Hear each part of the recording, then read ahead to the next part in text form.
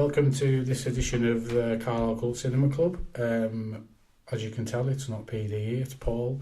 PD's on his still on his sick leave, so you've got me today. So what we're going to talk about today is Star Wars. Obviously we're showing that on the 16th of March at the Harrowby Community Theatre. Doors open at 7 and the film starts at 7:30, and that's it. It's a charity showing, so all proceeds go to PEEPS, HIE awareness and support. You can look up those guys online, and yeah, we'll get started. So I've got somebody with us today. We've got another guest.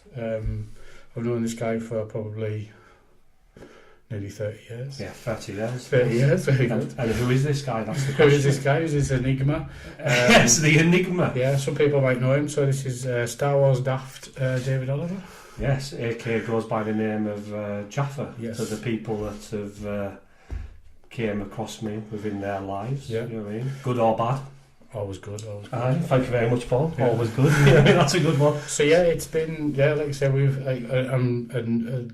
known Jaffa the same amount of time as known PD, so Yes. we're all in that group of friends. So all met through kind of Tommy's comic shop. So we talked about that on one of the last episodes, and Yeah, it's probably in the 1990s, I think that was. scary. I think you were 24. I think when Yes. you met me. I mean, I come now 51 years of age in April of this year. Yeah. Let's put that But, into context. It's the same age as Daniel Craig. So That is quite scary. if you look anything like Daniel, you'll be alright. I'm doing quite well compared to some, let's Yeah, just say that. absolutely. But when you go back to, like you say, Tommy's shop, Yeah. we're here as well to talk about, obviously, Star Wars tonight. Yeah. That was in the probably early for me, 1990s, Yeah. Tommy's shop on Botchergate. And people like Paul, yourself, obviously sitting across the table from me tonight, and people like PD, people like Reader, we Yeah. all used to individually go into that comic shop, buy, our fix each Yeah. month off Tommy, who sadly is no longer with us. Yeah. God bless him. And we just started making up, friendships from there. I would say, in Definitely. the sense of Reader would be coming in, buying his monthly fix of maybe Aliens. Paul would come in, who I'm obviously sitting with again tonight. He would come in and buy a wide range of comics of his interest. And PD, he would come in and buy, obviously, the horror genre of comics. Yeah. And I was there, and mine, because of the age that I am, I was probably, because I was a little bit older than these guys that I've mentioned, these names, mine was Star Wars of that period of time, 1977, the original Star Wars. So Tommy would get me in my monthly fix, which would be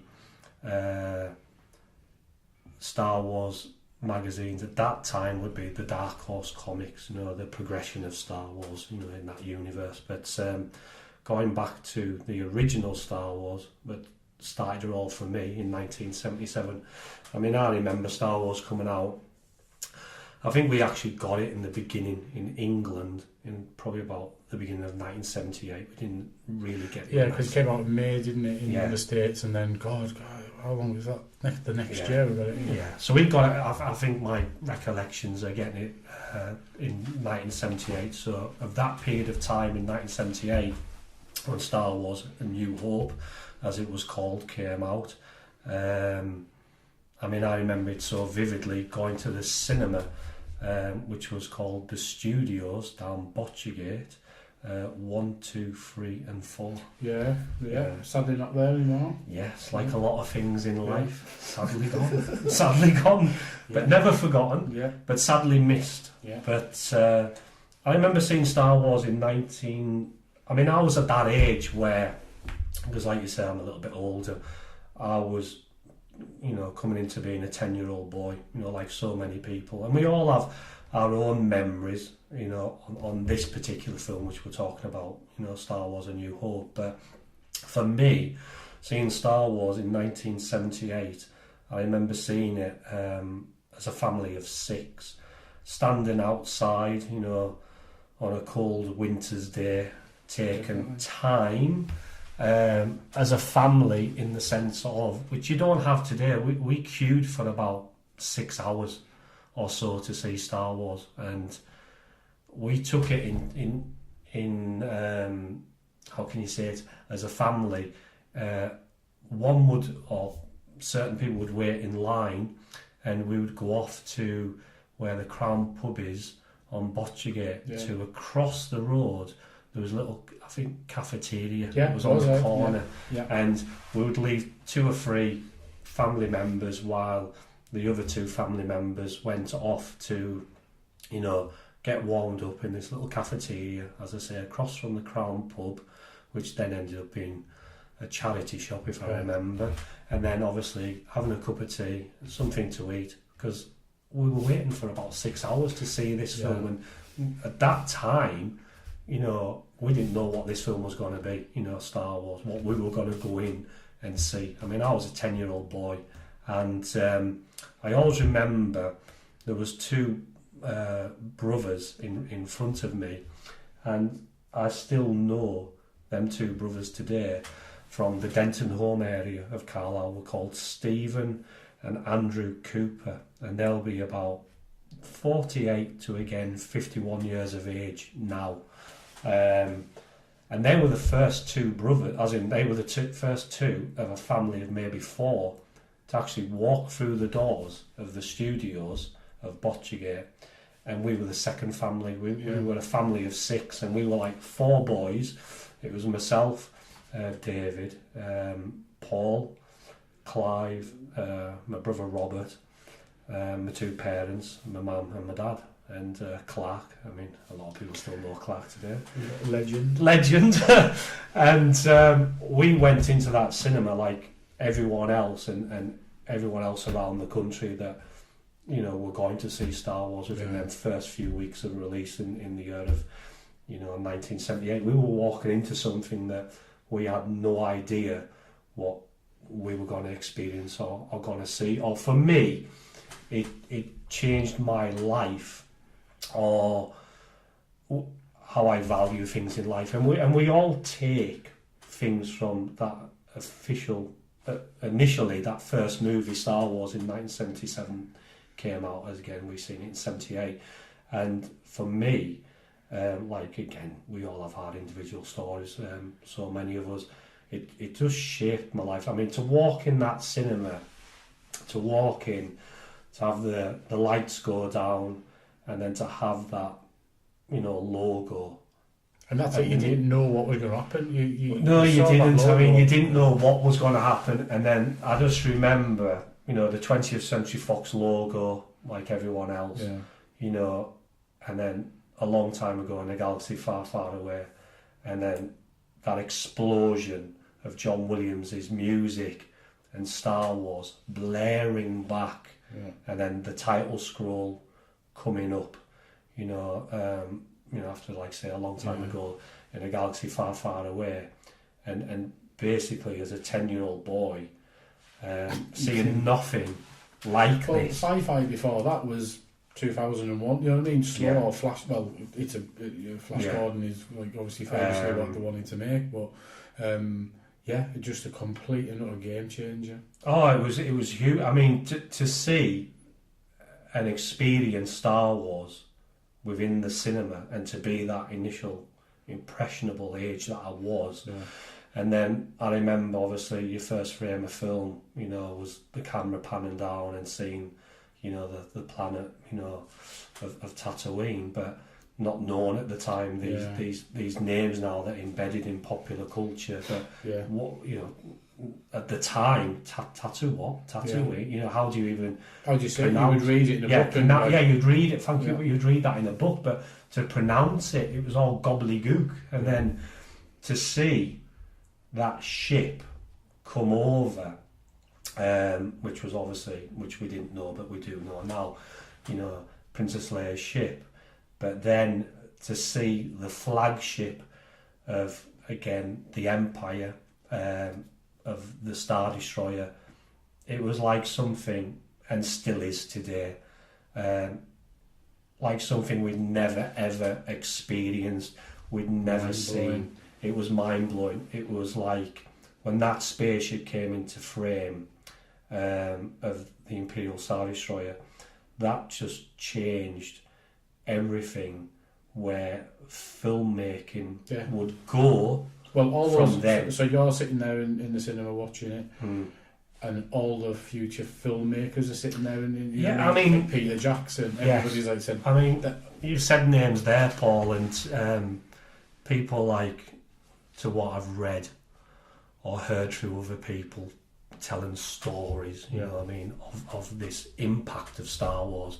You know, someone like, you know, within the industry, Ridley Scott went to see, you know, Star Wars, true or false, but what I read, you know what I mean, was, or told, he went to see Star Wars, he walked out of that initial viewing, like we all did, and he looked at his own filmmaking and said something like, this man George Lucas is in a realm of his own. You know what he's done with this movie called Star Wars, and it changed his whole focus on maybe what his next project would have been. Because he used Roger Christian as well, who was the set designer for and dresser, and made everything from the guns to everything used, everything metal, everything.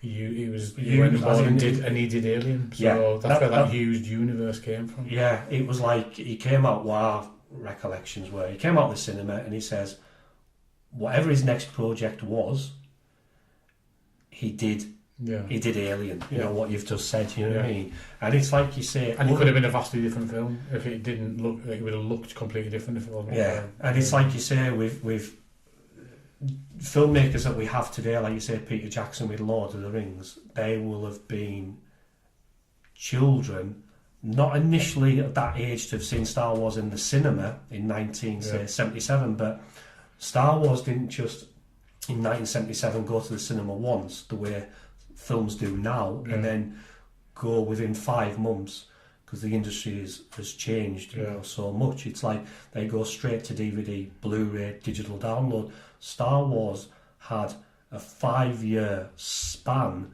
from 1977 to 1982, in the sense of when it finished its initial run, it was sent back out again, you know, back to the cinemas. But again, when it finished its initial run, it was, how long did that initial run last? It didn't last where it does now for like 6 weeks, and then films come out of the cinema, which is now, understandably, because there's so many films that have to be in the cinema, because there's so many films getting made, and it was like they have to be in the cinema for initially a few weeks, up to maybe 6 weeks, then another film comes along. Star Wars was in the cinema for not just weeks, it was in there for months. It was in there for months. And when it came out, you know, it changed a generation of not just people like you say, Ridley Scott, you know, who's seen this movie, went on to make Alien. It changed people, as in children, people who saw that initial first film, Star Wars A New Hope. It shaped them as individual people that, say, went into the industry many, many years later when they grew up, but they became artists, they became model makers, they became young amateur student filmmakers, but if you were to speak to them, they all had a story, their own individual story, and it was all because of Star Wars, A New Hope in 1977. Or when they seen it in that 5-year span up until, say, 1982, when it had that release of life through, say, VHS video. You know what I mean? We had VHS video. I mean, it came out on VHS video, and it was probably one of the most rented, you know, of that period of time, cassette tapes, you know, from the VHS stores. But when it also came out prior to, you know, release on VHS in 1982 through 20th Century Fox, it had its initial release on TV. So families could then re-experience it on TV. And I remember it vividly being on TV in 1982. at about 7:15 on ITV with your advert breaks up until about 9:30 at night. It was like 2 hours and 15 minutes. But that's a bit. Those beats, like I say, it's those beats kind of like it's a TV release, a VHS release is enormous. It was huge, and it was like from that period of time of 1977 up until 1982, and we're here to talk about Star Wars. You had 5 years of that film coming back to the cinema, and then getting releases, which we've just mentioned, which was the TV. You know what I mean? Where now, you know, with the services that we have now through digital downloads or streaming services or Netflix, everything now is so accessible. And the only way to relive Star Wars at the time when it wasn't in the cinema was through, you know, the merchandise that came out. That's what I was going to say. When you say about changing people, it changed people into like, oh, I'm going to buy a film score. Oh, that person did another film score. Oh, this person, I like that film. Into posters, into like books, reading magazines. It just kind of. I mean, I always remember when Star Wars came out in 1977. I had a dear friend called Jamil that, you know, we got the Marvel comic adaptions of Star Wars, and obviously in the Marvel comic adaptation of Star Wars was the deleted sequences of Luke's friends, you know, on Tatooine, and they were never ever in the film. But when you're that impressionable as a youngster, which I was 10, Jamil was 11, I mean, we had these, like, you know, debates, and he was adamant that he had seen these sequences within the film release, and I was saying, no, Jamil, you're getting confused. They were in the comic books, you know what I mean? The big Starklighter, you know, sequences where Luke had watched the battle at the beginning of Star Wars and went over to see his friends at, I think it was Tosche Station, and said he was a dreamer. And that's what Star Wars for me did. It just opened so many possibilities for a generation of people, children that were so influenced by that film in 1977. And to walk into that world for just over, say, 2 hours, that movie, and then come back out onto a wet, rainy, you know, afternoon, it was like your head was up in the cloud. You saw that film and it just totally changed your... it did to me. It just changed your whole outlook, or it did, because films prior to Star Wars was a breath of fresh air, in the sense of you had science fiction films prior to that, but there was great science fiction, don't get me wrong, but Star Wars, there was a grittiness to it. There was like, as Paul has just said, there was like a used universe. There was like oil leaks on say vehicles, or nothing worked, characters. Nothing worked. That's a good one. Nothing bits worked. And pieces together to make something work. And it had such a believability about it. You know what I mean? It looked like it was a lived in, and it was a real universe. But like going back to that crawl where it's like a long time ago in a galaxy far, far away, like, oh, has this happened? Episode 4, have I missed something? But again, with Star Wars, when you sat there and watched it, and like so many people, I went back to the cinema so many times to see it, you know, of them, you know, summers, you know. It was always classed as the, you know, summer blockbuster. Yeah, it was Jaws, and then the year after it was them that started the tentpole kind of like, we're going to have a summer blockbusters came, and it was like a special event, and Star Wars was a special event movie, you know what I mean? And it still felt, you know, 42 years later, which is now, you know what I mean? People still talk about that movie.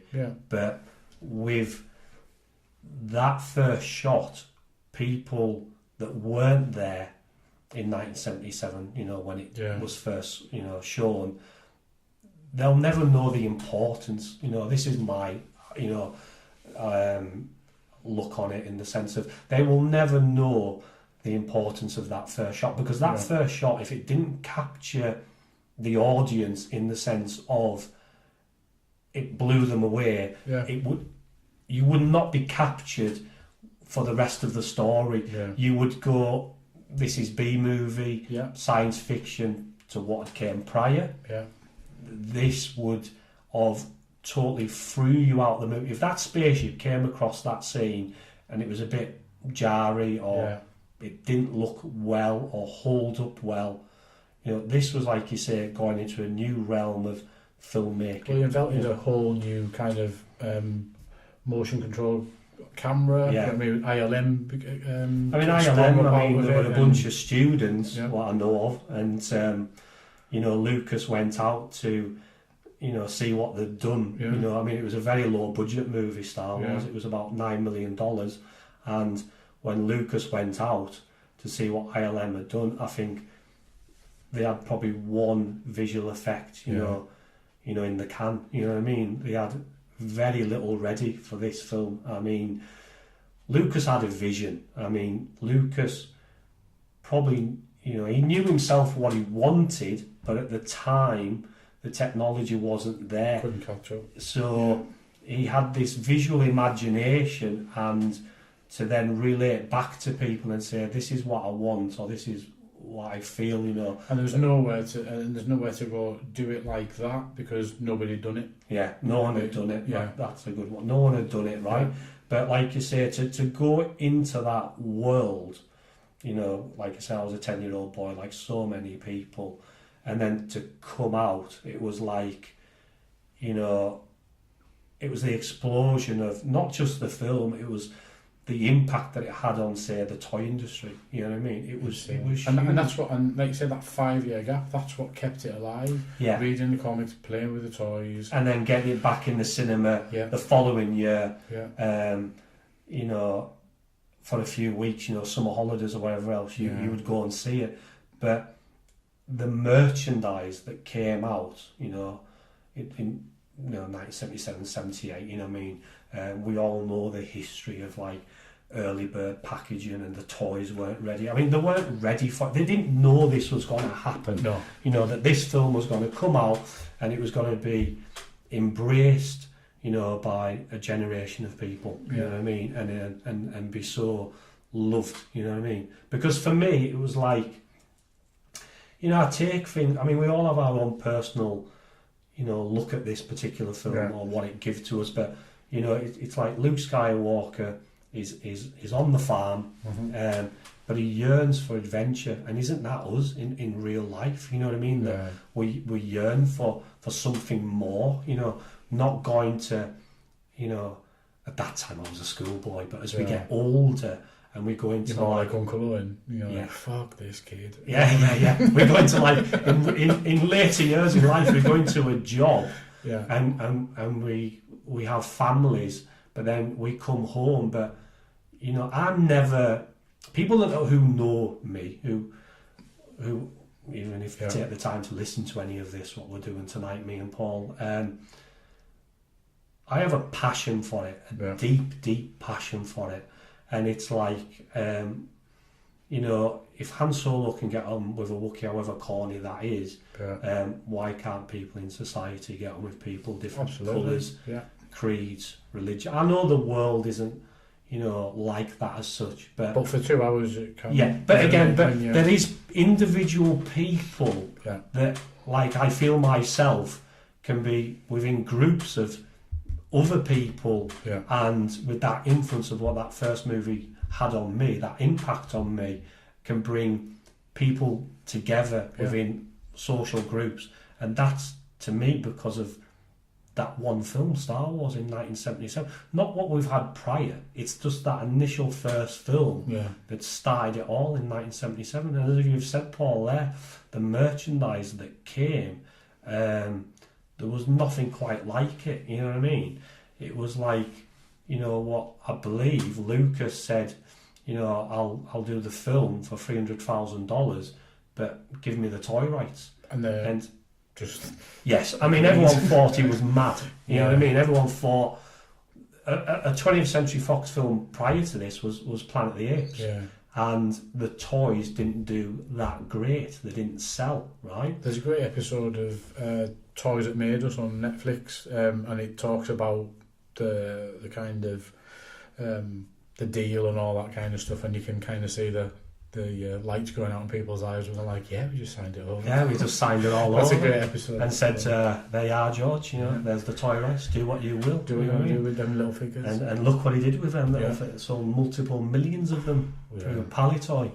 I mean, it was a great period of time growing up in, as a 10-year-old boy in 1978, and Christmas comes round and opening your Christmas presents and they're having, your cardboard Death Star.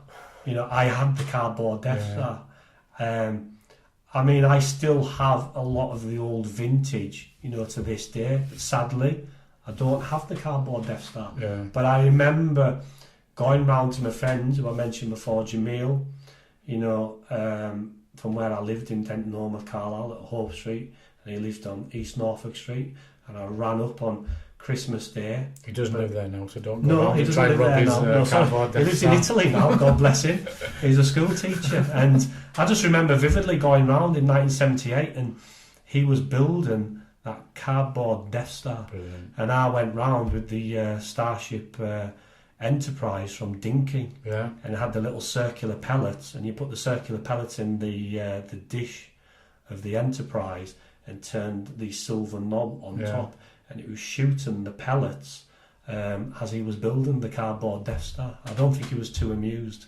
And I just remember, I can feel it now, the clips, the clips of the feet, that you clip two of them together to then put them into the base of the cardboard circle that made the Death Star. And then, from the Death Star, I remember having, but I still have it today, the Imperial Troop Transporter. Now, the Imperial Troop Transporter, it was never in the film. Yeah. And people would say, what is this? Where is this? And, from all these great toys, but characters, these great characters that came from, Star Wars in 1977, at the time it was like, who are these? But what are these names? Because I can remember my neighbour from 2 doors down lent me like his cardboard Death Star, all his figures, and you give him it back. Yeah, no, stupid. Isn't it? Yeah, very but stupid. You know what I mean? It's just like, can I borrow you that? And I'd have that and play it. But again, learning the names, who's all these people, what did they do? Why is that old man got flares on? But it was obviously. It was just growing up at that period of time. For me, in 1978, and as you've said there, Paul, borrowing, and it's sacrilege that you actually give the Death Star back, after borrowing it. I would have said you had an accident and wouldn't have given it back, you know what I mean? But that period of time and birthdays and Christmases and, going into the shops as we all were, as whatever generation we were, to see them figures, them original first 12 figures, on the Palitoy, backing cards at 99 pence. I mean, 99p. It was a fortune. Yeah. We felt it was. It was a fortune to a child to go into a shop and pick up a figure in, say, a toy shop, and it was 99p, and there was 12. It was like, you got maybe 10 pence pocket money on a Friday night to get your sherbet dips, and your half a pence. Mojos. Maybe he's looking if he's been good. Looking, or your pea shooters and your Carlins, I remember that. But you would think to yourself, this is going to take me, 10 weeks of pocket money just to buy one Star Wars figure. Yeah. And at that time, there was 12. You don't even ask for a vehicle. Yes. That's all your Christmas and your birthday. Yes. I mean, it was like you say, that period of time. And then to get all these, if you were lucky, I wasn't that lucky in them early years. There was 4 brothers. I was one of 4 brothers, and we weren't the richest of families. But when Christmas came round, and like you said there, Paul, if you were lucky just to get one vehicle, and there was more than just one vehicle, because you had all these play sets that came out for Star Wars, from the Cantina, which I have today. I still have the Palitoy Cantina. I do have that over the Death Star with the cardboard backdrop. I do have the Imperial Troop Transporter.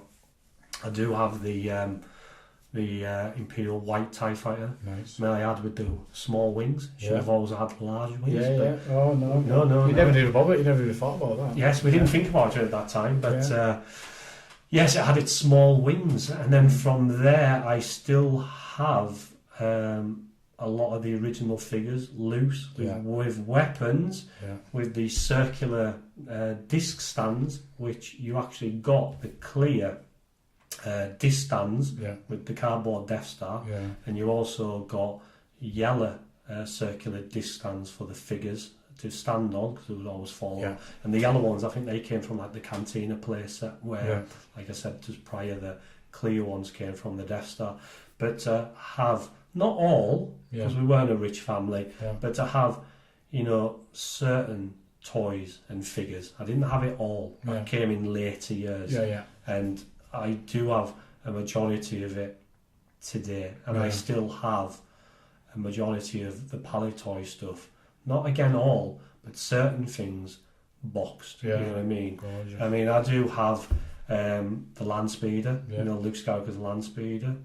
I do remember getting the Land Speeder and thinking, why does this not hover? And then making some kind of mirrors underneath to make it look like it hovered. I think they even tried that in the film. I think it was an abysmal attempt by me, you know what I mean? But at the time, I just wanted it to look like it was hovering. It's got to be. But that's it, it's imagination, isn't it? Yeah, imagine it. And that's what Star Wars did in 1970. It just opened up the creative imagination for children of that generation. But even children that came into Star Wars in later years, as other movies emerged, you know what I mean, from 1980 onwards, right?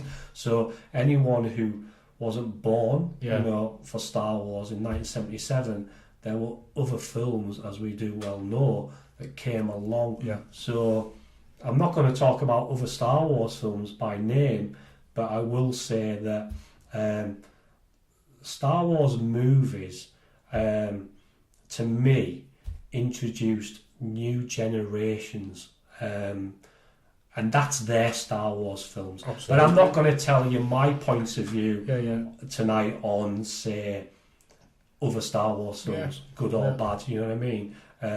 I think what George Lucas and his creative team under George Lucas gave to the world, you know what I mean, was, I don't know, just... It was mind-blowing. It was precious. It was heartwarming. It was something that, for me, 42 years later, is still felt today. Absolutely. You know what I mean?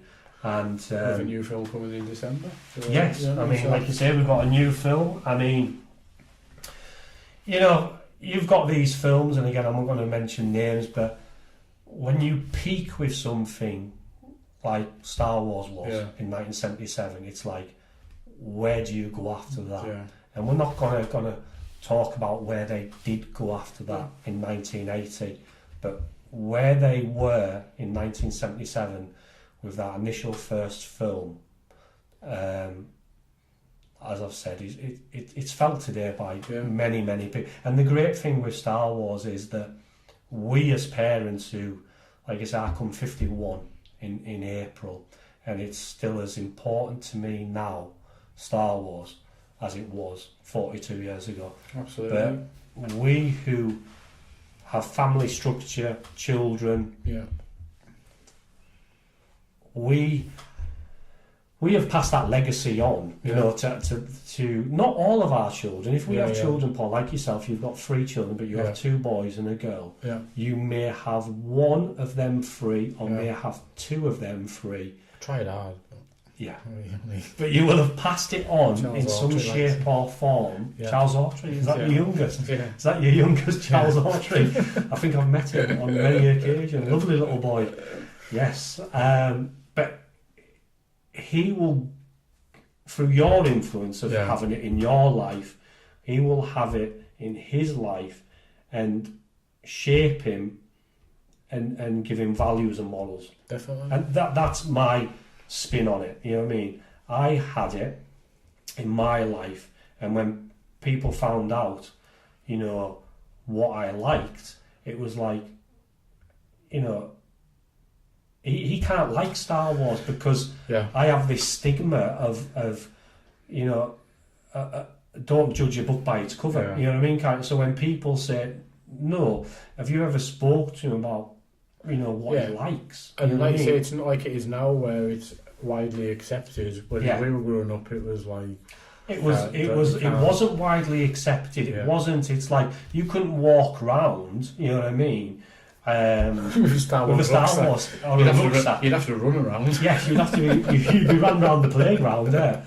But science fiction and fantasy over these last 42 years since Star Wars has exploded in so many different directions, and there's so many franchises out there that have been taken on board by new generations of people. So the generation of the last, say, 20 years would be Harry Potter fans, where they would be shaped by, say, them movies.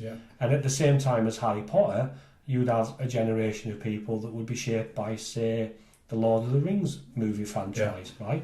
But for me, and my generation of my age, 1977 shaped me as a person. Well, it is called the Star Wars generation, isn't it? Because all the kind of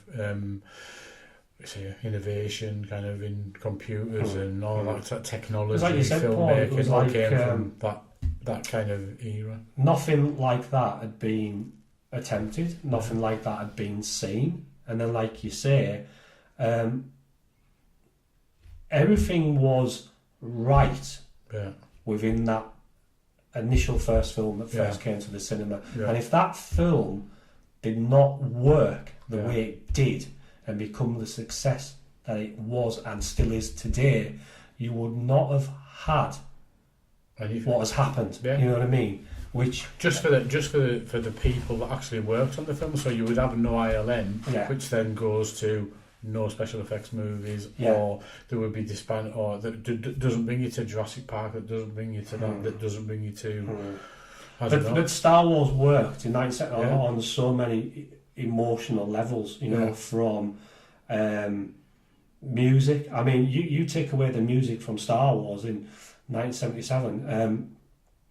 That film is flat. You know, there's a brilliant podcast, the soundtrack show that I listen to, and it is about the gamble that was taken, because everything was like electro music, it was classical scores, and it was only through Spielberg and Jaws that he said, try this guy, John Williams, and we'll try him, and he came up with that, and then that changed again film scores. So because like you say, you're talking about there the music of Star Wars. I mean, there is so many, you know, pivotal moments in Star Wars. I mean, again, just the title crawl with John Williams' music. You are captured within the first, you know, frames, you know, of that title scroll going up.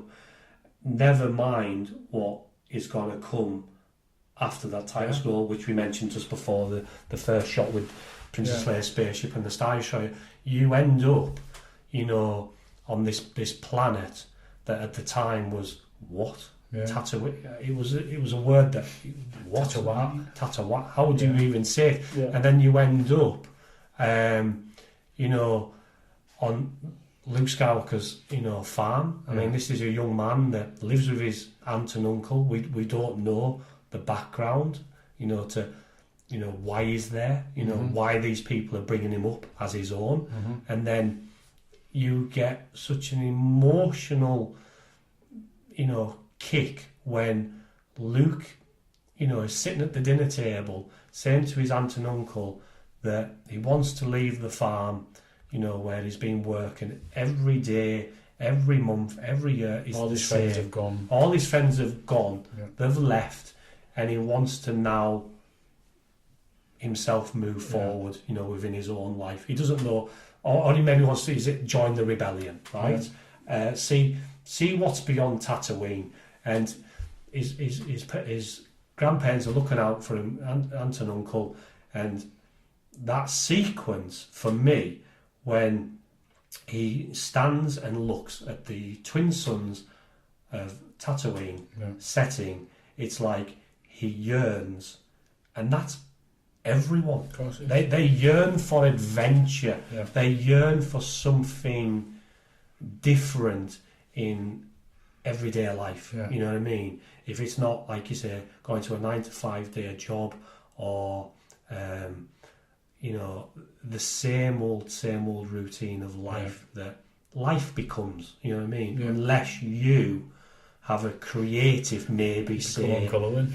yes, you know what I mean. Stay there and be, so that sequence, I mean, like when Luke looks, that is an absolutely lump in the throat, tear to the eye, you know, in the sense of what we all want, change, you know, change in one's life. You know what I mean? If things are the same, you know what I mean? Maybe if that's the right words to say. But as we continue through this film, Star Wars, I mean, you end up, you know, going to a spaceport called Mos Eisley, and you know, you walk into with you know, Luke Skywalker and Obi-Wan Kenobi and the two droids, C-3PO and R2-D2. You walk into this place called, but we didn't know what it was.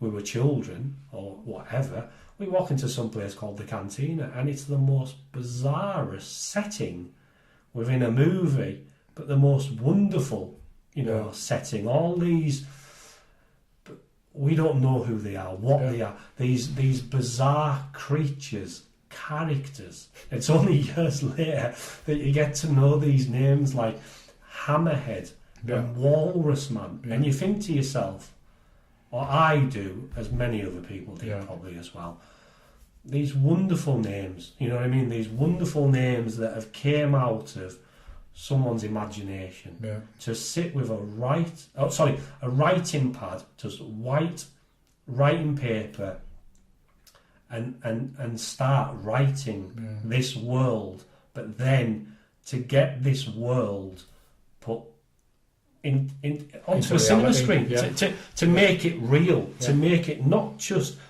you know, writing on a writing pad, to then be in a cinema, but everything had to be made, you know, from scratch, you know, from costumes, you know what I mean, to sets, you know what I mean, and then, as I've said before, this cantina, we walk into this world, and it's full of the most bizarrest, brilliant characters, you know, Greedo, you know, Hammerhead that I've just mentioned, the band, Snaggletooth, a six-piece band, you know, what is going on? You know what I mean? And we're all the guy behind the bar. Yes, we don't serve their kind in here. He doesn't like you. He doesn't like you. I don't like you either. I think we used that on many occasions when we went out to Cat Whiskers, absolutely, a nightclub in the 1990s. I mean, the stuff that people used, like myself, like yourself, through life. Well, we just talked in quotes through the 90s, I think. Quotes from that movie, Star Wars. We went out, you know, nightclubbing to a place called Cat Whiskers. That was like the cantina of Star Wars. I was waiting to meet Chewbacca. That was, I mean, I think I went home with Chewbacca one night. I think I went home. Chewbacca that night.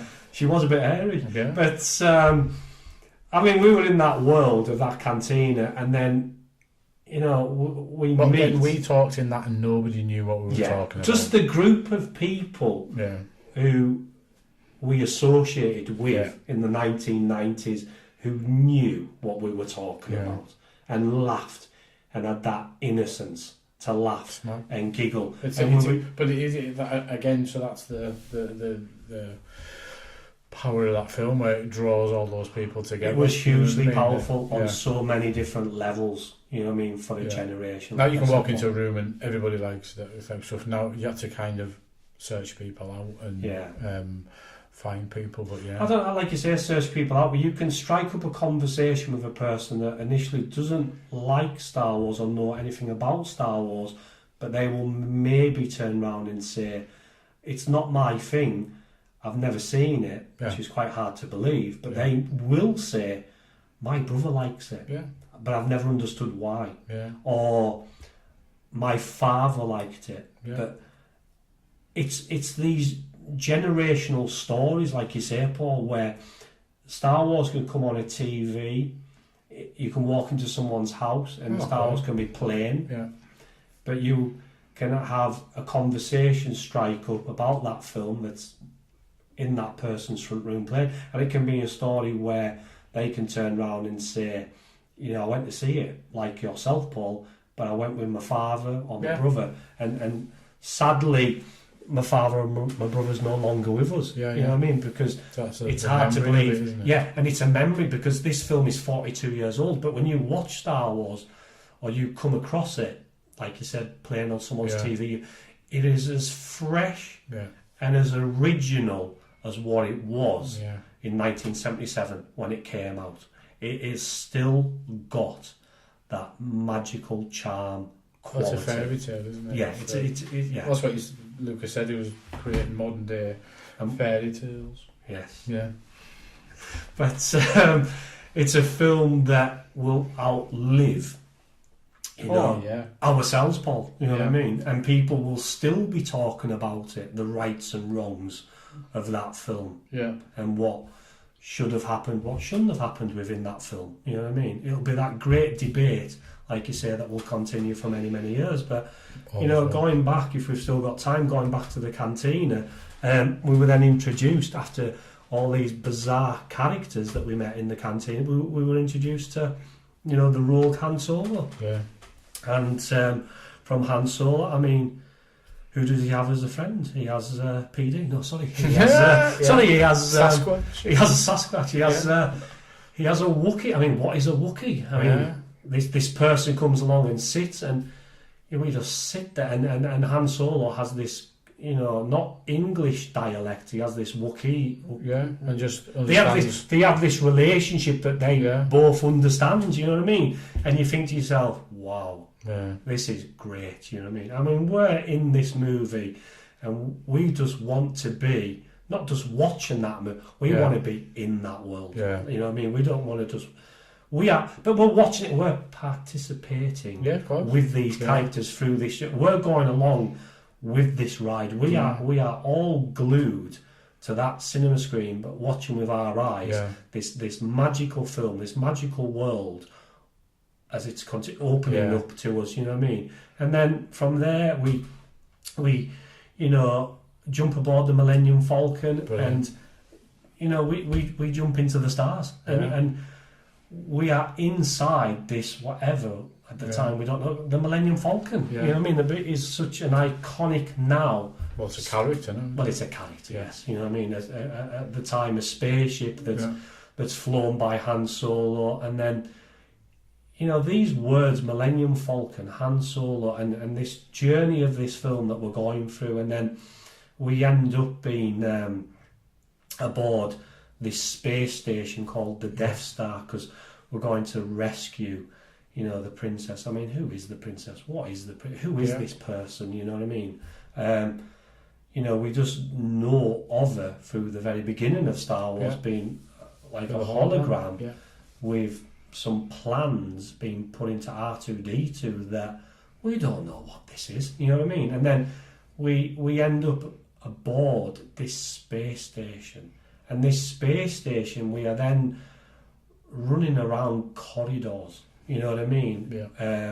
And this space station with stormtroopers, Imperial, officers, Darth Vader, just absolutely magical, you know what I mean? And then obviously we go through the Death Star, Paul, and if that isn't enough, we come out of the Death Star and we come to getting chased. TIE fighter battle. We have a TIE fighter battle, and I mean, that was mind blowing. To sit, for me as a 10-year-old boy, and see, these 3 or 4 TIE fighters come in to attack this spaceship called the Millennium.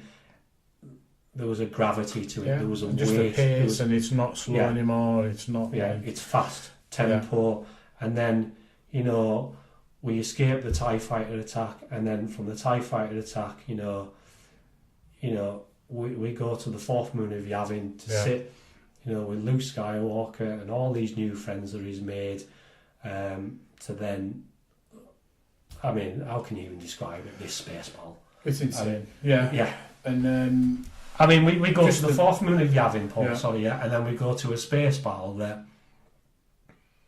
I mean, visually, beautiful. Absolutely design, gorgeous. effects, everything. X-Wing fighters to Y-Wing. I mean, to be honest, what do you choose? Do you choose an X-Wing? Do you choose a Y-Wing? Right? They're both as beautiful as each other. Yeah. The concept design of them two spaceships, right, of an X-Wing and a Y-Wing, are as equally to me as each other, right? And then you go to attack a space station. And then you throw in the Darth Vader's TIE fighter just to change it up. And with his Imperial fleet, you know, and again, gorgeous, absolutely gorgeous. So to me, you're looking at something that is so peaked, you know, with visualness and imagination, and to then come back, you know, and again, not talk about this film, but then to come back, you know, with this other film, you know, a few years later, and take it to another level, you know what I mean? But that's the thing with Star Wars, it is that, I know it's part of the trilogy, but it is that kind of perfect... Oh, it's adventure. A perfect movie in its own, it's a perfect film in its own. I mean, it's like, I've never done one of these, Paul, you know, an improvisation or no script and just openly talking about a film, you know what I mean? So,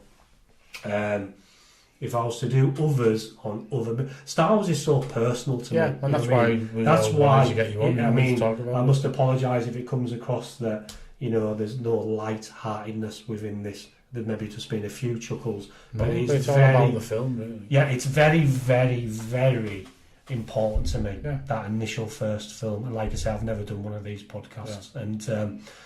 but we're all about the impact of movies and all that type of stuff, and we talk about video shops and all that stuff. But it is that it's that culture. It's that time of it's that perfect time when if that didn't happen. Yeah, I mean, I always say that film in 1977 for me as a 10-year-old boy, because of my personal life of family, you know. We all have that individual story. Why we like something. Like you say, getting on with the world's not perfect, but it is for 2 hours. Yeah, whatever. And it was perfect for that time. Yeah. You know what I mean? And it's like, you know, you have that great space battle at the end, and with the great space battle at the end, you know, the heroes win for another day, right? But who knew that it was going to be? Yeah, but that's again another game changer where we're doing sequels, we're doing a part of. You didn't go and see. It was obviously like a Flash Gordon serial, but you didn't go and think, well, I'm going to go and see a film, but I know there's probably 2 years' time there's going to be another one. Yeah, we didn't know. I mean, you're just like, that could be it. Like you say, it was a low budget film for like $9 million, and if that didn't, like science fiction films, didn't make a lot of money, you know what I mean? And some did break even, but then made their money maybe as the years continued, you know what I mean? But initially, they didn't make their money, you know, within that initial release, you know what I mean? But with Star Wars, like you say, I mean, when that came out, and then, as I just said prior to before, like with the space battle, you'd seen nothing like that, you know what I mean? That fast tempo, speed, but the music that played, just everything, like you say with John, it was just so perfect. You know what I mean? I find it very hard to nitpick, you know, anything with Star Wars. But again, you've seen you were saying as well, like seen it that many times. You still see stuff that you. Well, when you've seen it that many times, Paul. I've never noticed that. When you've seen it that many times, Paul, you are looking as well. Not intentionally, but because you love it so much, you are, because you know it so well. You're looking for them, but it's to look for them imperfections, just so you can speak to each other and say, I watched Star Wars last night and I noticed maybe one of the white stormtroopers had gaffer tape on the back of his leg. Yeah. But it's because you've watched it. You weren't supposed to watch it 100 times. No. You were to watch it once or twice and that was it. And that was it, because it was out not even before, like, it was even an idea of kind of home video and stuff like that. So it was kind of like, you make it and it'll probably get But it's not that you're watching it and watching it to find fault, but you watch it because you love it so much, you know what I mean? You're so still enchanted. But it is like a drug. It is trying to get back to that, like, if I watch it again, I might get that initial that initial rush. Yeah. From when you initial seen it, you know, in so many years, and over these, because reality is you do grow up, and when you do grow up, you do get married and you do get a job, and you know you're supposed to, or a lot of people do, you know, don't buy toys. Well, they lose themselves in life. They lose themselves in that next stage of life, which is the reality of life, which is marriage, and they do lose them childlike qualities. And me to know you over a 25-year period, you got married, you had children, but you never lost your childlike qualities through not just Star Wars, but other movies, other franchise, you used them films and TV shows in whatever shape or form within your reality of life, with your marriage, your job, to get through. But it's escapism. Escapism, to get through the ups and downs that life does throw us. And then later life, as we are now, like I say, I'm 51 in April this year, we've had a lot of heartache, you know, in later life. So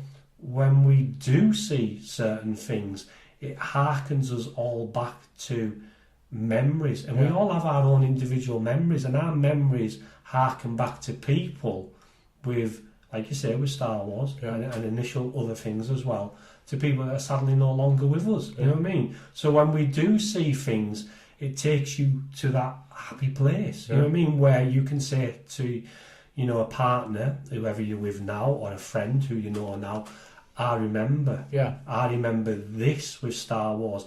I remember going to buy, you know, as we touched upon, the Star Wars toys, but these people aren't with us now.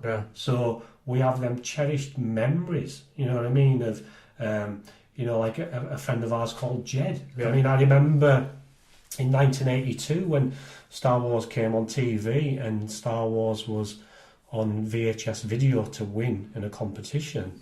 And that's when I met Jed in 1982, and Jed lived at Long Salby in Carlisle, and he just reminded me of a young Mark Hamill, Luke Skywalker, because he had his hair like in the 80s.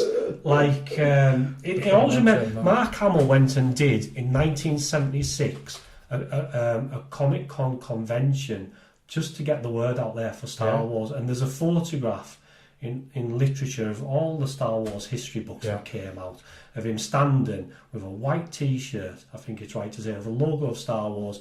And there's a banner behind him saying Star Wars. And it was maybe a Comic-Con in America in about 1976, just to get the word. It was a very low, you know, like group, well, people that went. It was just showing them pictures, wasn't it? His hair, he had this blonde hair, Mark Hamill. Corvette Summer. Corvette Summer, the movie of 78, I think it came out, Corvette. So I've actually just got it on a digital download and watched it about a month ago with Annie Potts. She's in it, right?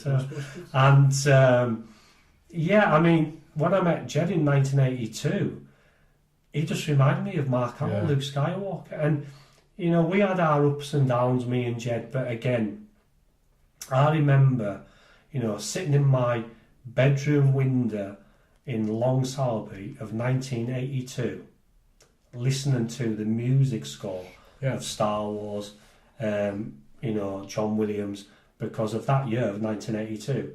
Obviously, that was a trilogy of films, and we're not going to talk about it's always a trilogy, right? But the next, which was in line, was the third movie, which was coming out in 1983. But I remember in 1982, you know, Star Wars being on TV, me sitting at my bedroom window, 9 o'clock at night, and listening to the music of Star Wars, A New Hope, knowing that the following year, which was May of 1983, another Star Wars film would come, but I was still enchanted. In 1982, I was a 14-year-old boy, and I was still enchanted and yearned for that following year, the adventures of Luke Skywalker and company. You know, what was that next adventure? I mean, fair enough, we're not talking about the adventure prior, which was 1980. Of Star Wars, and even to get a young lad sitting listening to films, like basically classical music, you know, and it's the music to this day. If you stick on whatever you are in your life, a good place or a bad place, the music of Star Wars will bring that out. If you put Star Wars music on, if Paul had Star Wars playing tonight and Leia's theme, I don't think I'll be able to get through this. You know what I mean? I don't think I'll be able to even sit here without a lump in my throat. You know what I mean? Because it evokes emotion. You know what I mean? That music played with that movie was just, in my eyes, perfect right through from beginning to end. You know what I mean? And like you say, an end. We had the end, which was, or we thought was the end. You know what I mean? The Great Space Battle. And as we had the Great Space Battle, you know, we went back to like give the heroes, you know, the medals at the end of Star Wars. And when we give the heroes the medals, I mean, when them doors opened and they came round that corner, again, John Williams' music to the throne room, that uplifting, beautiful music, right, at the end, in the sense of walking down, you know, Luke Skywalker, Han Solo, Chewbacca, to then be rewarded through the character of Carrie Fisher, Princess Leia, and to get the medals, for them to turn round to an odd.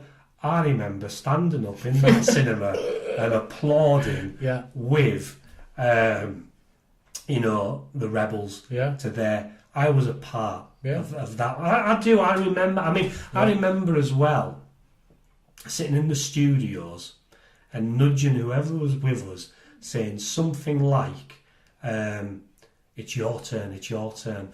And they would simulate getting up off their seat and walking down the aisleway, standing in front of the cinema screen and turning round and bowing to an audience of whatever there was, 30, 40, you know, whatever people were in that cinema, public people. And then it would be, we would go back and see Star Wars and relive it all again. And it would be my turn. They would nudge me and say, "You have to do it now." And I would have to get up, walk down the aisle, pretending. But to me, it wasn't pretend. I was part of that move. I would turn round. Obviously, I didn't get a medal. You know what I mean? They all got the medal. And Chewie didn't get a medal. But that's been explained just recently. But I would turn round and bow to the audience and then run back to my seat as a 11, 12-year-old boy. That imagination, you know, that was opened by that movie of Star Wars, A New Hope in 1977. And like you say, at the end, if I didn't get up, or my other friend didn't get up, or whoever I was with, to reenact the medals, we would stand up and applaud. We would stand up and applaud like we were part, you know, of that. But it wasn't. But we were a part of it. We were a part of it. And when we applauded, bang, it finished, that music, and it was kind of like back to reality. But that music at the end, that triumphant music of John Williams at the end that came into play, and when it came into play, it went into the sweet music. Absolutely perfection. You know what I mean? Quality. And then you came out onto the streets of Carlisle on a wet, miserable, rainy, maybe Saturday afternoon, because you'd have been at school for the week, absolutely. and you came out onto a wet, Saturday afternoon, thinking to yourself, when am I going to go back? Yes, when are you going to go back? When can I get a pound? When are you going to get a pound? Yeah. It's all changed now, what I mean, as we know, right? But where am I going to get a pound from? Or whatever it was, 95, the studios, where am I going to get the money to go back and see this movie that was so magical, so, for me, and as, like I say, so many other people, so uplifting, life-changing, you know what I mean? Well, definitely. It was. I think there was a line in the Star Wars movie, and I should know the lines, but I think it was right to say that this was the line. It was a day long remembered. Yeah. You know what I mean? By one of the characters, but I can't actually place the name of the character. But it was. For me, mesmerising, magical. And I just applaud Lucas, for what he did, within the industry, and the impact that, Lucas had on the next generation of filmmakers. Like we touched upon Ridley Scott, and we mentioned, Peter Jackson, who made the Lord of the Ring films. Yeah. But again, his impact within the industry of movie making, the way things changed, and also his visual effects company that you touched upon before, Paul, which was ILM, Industrial Light and Magic, because none of this was done prior. This company was scratch made from a bunch of students, but these students paved the way visually within films to come that were like benchmark films. We had benchmark films, and then we had films that were groundbreaking in the 1990s, which were visually groundbreaking. Like say, I'll mention one, Jurassic Park or Terminator 2. But them films, as in the technical side, all spawned from Lucas, as in ILM. Yeah. And I just remember reading a quote that George Lucas turned around and said, something like in 1993 after Jurassic Park, he turned around and said, because he'd never done a Star Wars film for like 10 years, he said something like, I'm now going to do another Star Wars film. And people turned around and said, why are you going to do another, or what makes you think you're going to do another Star Wars film now? And he said, because technology now was caught up, and this was the year about 1993 after Jurassic Park, up to my imagination to then continue with what he wanted to do with other Star Wars films, you know what I mean? And how long have we got left, Paul, on this? I've got as long as you want. Right. But it's like 25 hours, isn't it? He's 25 hours. But like you say, that initial film, what about your memories, Paul? What are your memories, Paul?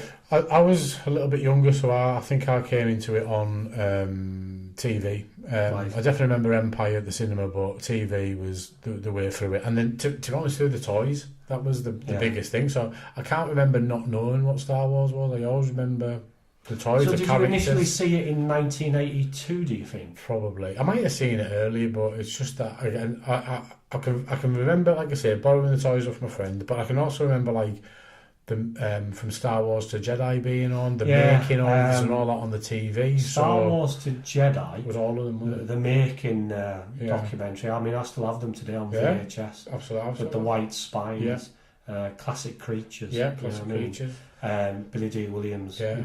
So it's weird. Like I can't put a finger on saying that was when I've always known Star Wars.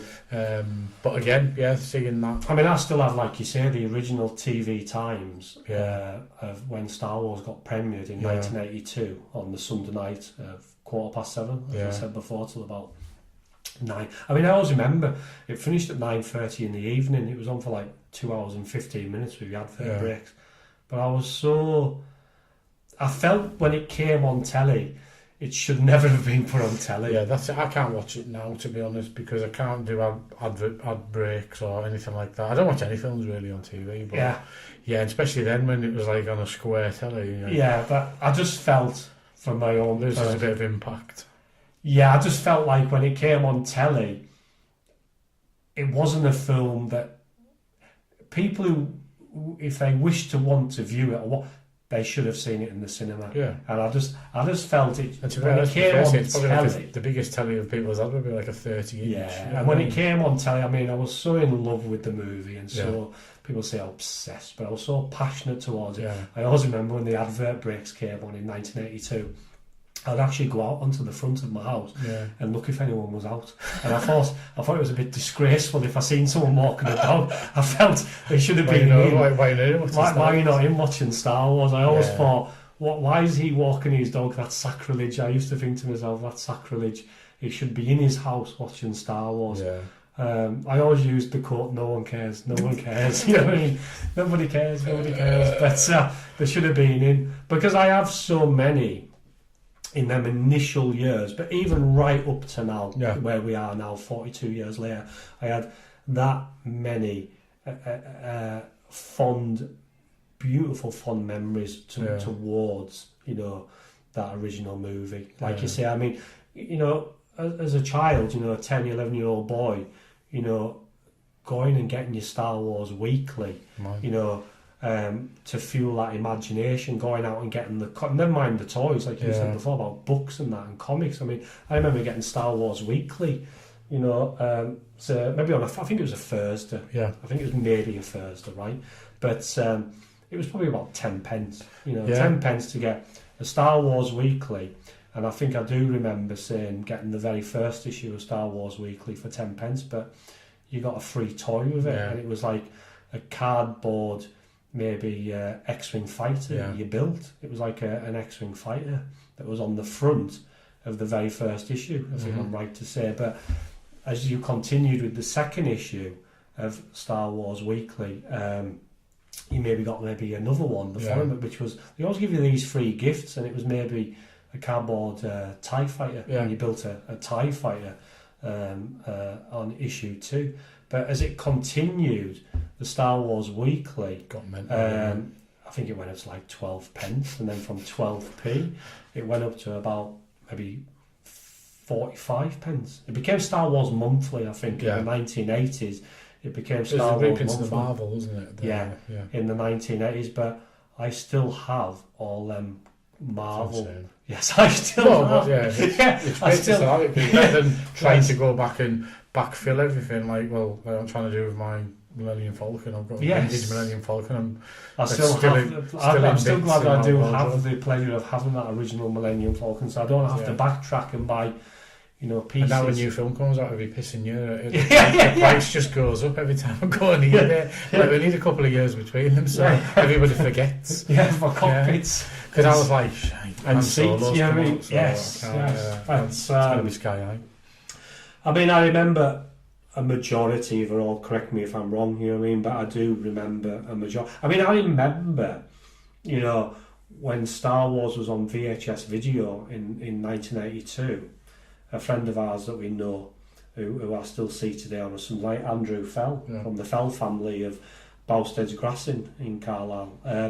Andrew Fell was very, very lucky that he entered a competition to win the 20th Century Fox VHS videotape of Star Wars, and he actually won one of 10 copies with a letter of authenticity. And to be fair, they were probably like a 90 quid tape. And that VHS tape resides in my house. I actually do have that VHS video. Very good. That Andrew, who comes to see me still on a regular basis on a Sunday night, and I don't know if he even actually knows. Wasn't Andrew one of the four that used to stand up and applaud? Yes, I'm sure you used to make him do Chewbacca as well. Yes, he was big enough to do it. You know what I mean? He made PD look small. You know what I mean? But he won it, and then as the years continued, I actually acquired it off him. I don't know how I got it off him. but I do have that VHS Nice. 20th Century Fox videotape. But again, it's keeping it for, you know what I mean? yeah, posterity. yeah, good word. And Thank you. but with Star, I mean, I remember having that, and I still do have it on VHS videotape. Yeah. But I remember on a Saturday, he would come for me on a Saturday morning. I used to go to school at Robert Ferguson School in Denton, and he would come for me about 9 o'clock, and we would go back up to his house on Bowstead's Grassing, and it was about 9:25 on a Saturday morning when Swap Shop had just started. Brilliant. And we weren't going there to watch Swap Shop, maybe 9:25. We were going to watch Star Wars, and we watched his VHS videotape religiously on a Saturday morning.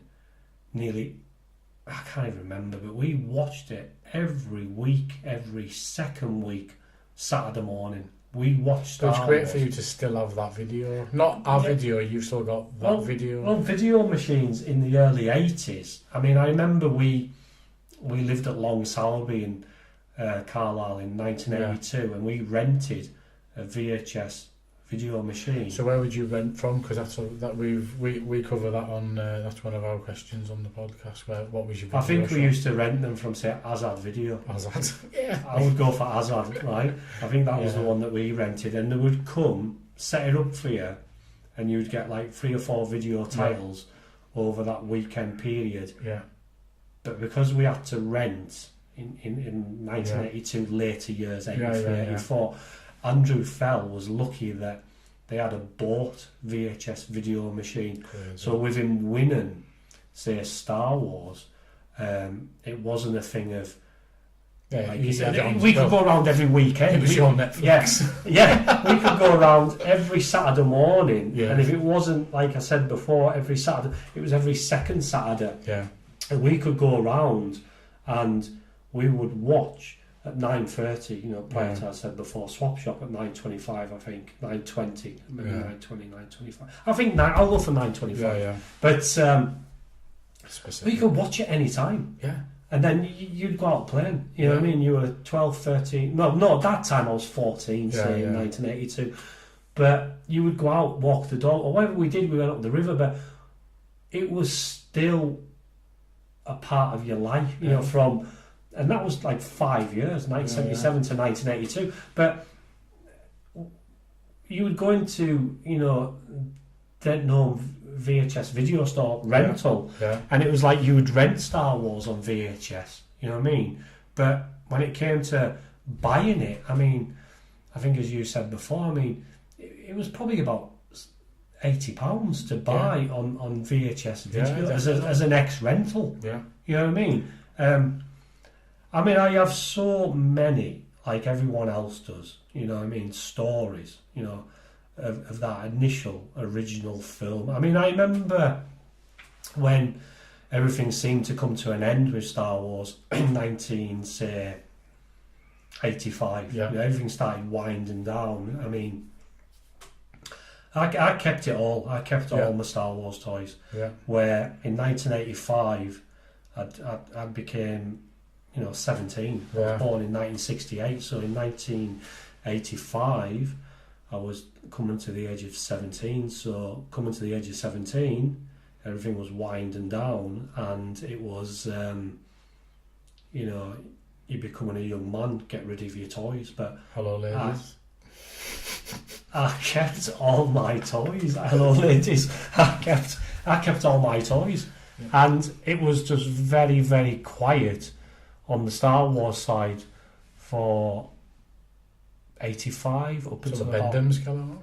Yes, bendy Star Wars figures. I think I got them all in probably about 92. I mean, it was quiet for about 7 years. You know what I mean? Dark times. It was very, very dark times. And, I mean, I remember, in 1988, going into, like, Northampton and picking up Star Wars figures for 50p carded. But I remember going into a shop in Northampton where I was spinning a rack with Star Wars figures, and there was multiple figures of Bib Fortuna.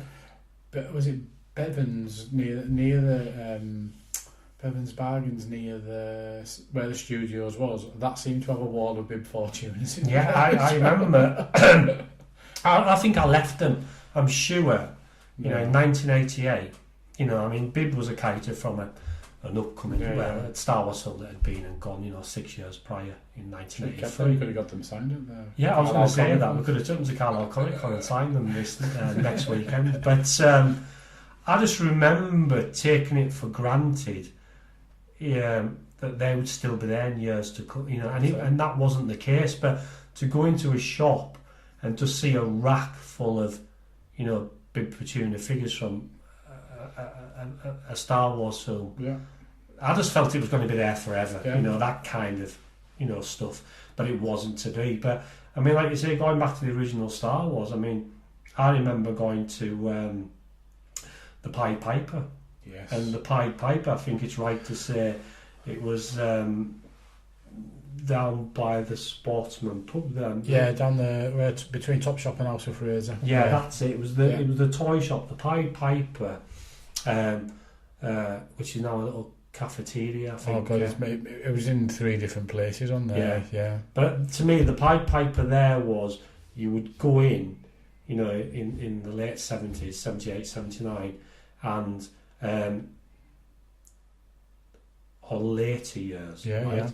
In the 80s, and you would walk in, and as you walked through the door, for me, there was a spinning rack, and they had all the figures, you know, by Palitoy, like the 99p, you know, figures. That obviously went up to about like £1.45 or something. In that period of 1980 to about 1985, but you would go in and you would see, you know, all these vehicles, you know, from that initial film. Star Wars, like again the X-wing fighter, or I can't remember if the Y-wing was out. I don't think it was. I don't think it came in later years. But you did have an X-wing fighter, Darth Vader's TIE Fighter, where TIE Fighter. You pressed the buttons on the side and the wings fell off. Brilliant. And then you pressed the back panel and a little red light went little red light, like just went that was it. And you pulled the panel off and you put the 2 batteries in, and you could get stickers for battle damage. I mean they had like you know, probably a lot of the play sets of the figures, like your Death Star, probably the Jawa Sandcrawler cardboard backdrop. They would have had all the figures, you know what I mean? But they also had the ones that we've not talked about. They had the figures which were the 12-inch line of Star Wars figures. And they branched out to the 12-inch line of figures. And at that time, there was like Chewie, there was Han with the medallion, there was Luke, there was Leia, there was R2-D2. And I think I remember with the R2-D2, you pressed the panel at the front and the back panel opened, and you had 2 sliding door panels that came out, which were the Death Star plans, I think. And you had, if I didn't say, Princess Leia, and you had Ben Kenobi. I can remember somebody coming to school with that, and I was just like, what have you got there? Yeah, and you had Jawa,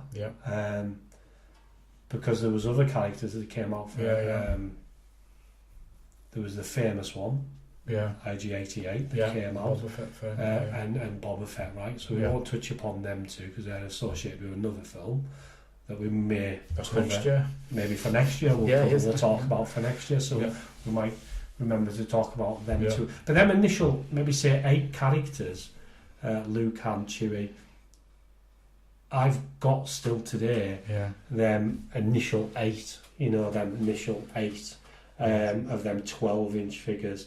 And like you say, I mean, the packaging on them with that white board. It's classic. Logo. It's just the design's amazing, isn't it? Done by Palitoy. In I think Corville in Leicester, where they came from, that toy company. Turn to Cannon. Yes, and then what do you call it with them 12-inch figures? Like I say, which I've still got today. I mean, the Onslaught. I mean, I remember just getting a few. Not all. I remember getting the poster magazines. There was poster magazines that came out for like 20 pence or so. But I remember meeting Rob, a dear friend of ours who's now been friends for about 35 years, since 1984 when I met Rob, at Marble Arch Cinema in London. I was going to see another Star Wars film in that period of time, but we've been friends for like 35 years. And I remember when I met Rob in 1984. You thought it was a tiny Reg Varney? Yes, Reg Varney from On the Buses. He took me back to his house, God bless him, through his love of his own love and passion of Star Wars. Yeah. I mean, I was a stranger. I was with my father, and he took me back to Tooting in London, where he lived with his parents. Again, he was my age, a year younger. I was like, at that time, 1984, I was 16. Yeah. But touching upon them Star Wars poster magazines from the original movie, I remember going into his bedroom in Tooting, and he had about 20, 25. He had a lot. He had a lot of them original poster magazines. Yeah. And I think he did have on his wall maybe Inside the Millennium Falcon, that famous shot of maybe Luke, Ben Kenobi, getting dragged into the Death Star, the tractor beam. Yeah. But he had them poster magazines. But I didn't even know, because in London he had Forbidden Planet. Yeah. I didn't have a Forbidden Planet, so I didn't know what a Forbidden Planet was. John Menzies. Yeah, we had John Menzies, a paper shop. Jim McKinley, Winnie's.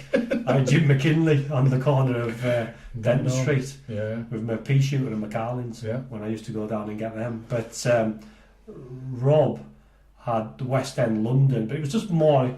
It was just more. He was in the major city, and like I said, I just remember in 1984 going into his house. And he had these poster magazines, and I was like blown away. Yeah. And I was surprised. I was like, wow, this is like 7 years after start, but I was still seeing things that kept me within that world, that Star Wars unit of excitement. Yeah. And that was exciting to see something what he had that I never knew existed. You know what I mean? But we had other films as well that fueled that excitement. You know what I mean? And there was, with new films, there was new products, new toys. You know what I mean? It never stopped. It continued, and it still continued to this day, 42 years later. So I remember being at Rob's and seeing, these Star Wars poster magazines for the original movie of 1977, which I didn't know existed. And he also had, but I had as well, a magazine called, and I think it was about 95 pence in 1978 when it first came out, and it was the Star Wars souvenir brochure magazine. And I think on the front cover, Paul, it had a blue cover with a painting of the Hildebrandt brothers. And it was like the American one-sheet poster of the Hildebrandt brothers of Star Wars 1977.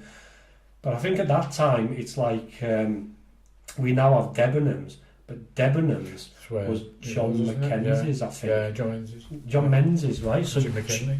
Yes. But I always remember going down there as an 11-year-old boy, and I shouldn't say this to the people who are listening, and I remember they had the skips. They had the yellow skips in about 1978 or so, maybe 1979, and all the magazines that never sold were put into the skips. And I went, which is Debenhams now, but at the time was rows of skips, if I remember rightly, rows of skips lined up, and I ran down to them skips, and within one of them skips was a bundle of these Hildebrandt 95p Star Wars collector magazines. Brilliant. I still have that collector magazine, but sadly only one, and it's in mint condition. But I had multiple copies of that magazine.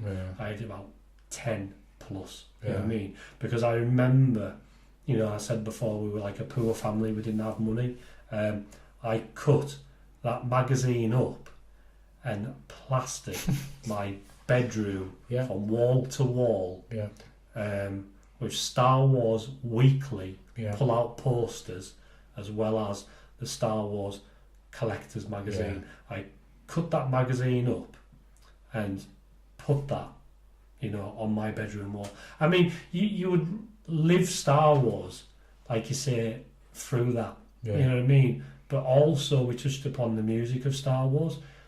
I mean, I remember having, and I still have today, and many people out there will still have, the album called The Story of Star Wars. Yeah. And The Story of Star Wars was C-3PO and R2-D2 on the front cover, and it was like gatefold, it opened, but it had attached within it a blue booklet kind of thing that was attached, and I think the first page said a long time ago in a galaxy far, or a long time ago, I think a long time ago in a galaxy far, far away. But when you opened up the first page, it was maybe Darth Vader pointing at Princess Leia, like postcard images, and it was like with a red board around, and then you had what you call it, larger images, and maybe C-3PO and R2 on the Tatooine. But it was like a 12-page booklet, or whatever it was, double-sided, up to the space battle at the end of Star Wars. But you used to listen to that album